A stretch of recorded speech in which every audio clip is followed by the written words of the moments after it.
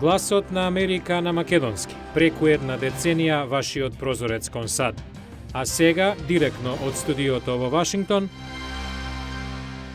Добро вечер, го гледате Newsflash, ТВ журналот на Гласот на Америка на македонски јазик, а со вас во оваа емисија ќе биде Јулија Велковска.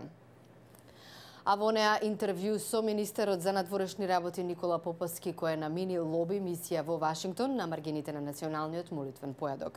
Но најпрвен преглед на најновите вести.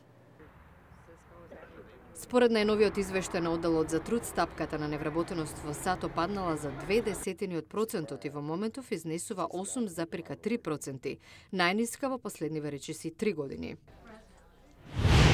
Иранскиот врховен лидер ајатолахот Али Каменеи предупреди дека неговата земја ќе се одмазди заради санкциите за нафта и евентуален напад од страна на западните земји. Реакцијата уследи по изјавата на американскиот министер за одбрана Леон Панета дека стравува од Израел ќе го нападне Иран наредниве неколку месеци.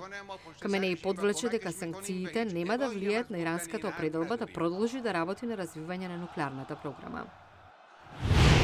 Американскиот оддел за правда ја обвинува најстарата швајцарска банка, VG Lane, за наводно помагање на клиентите да прикријат преку 1,2 милиарди долари од американските даночни органи.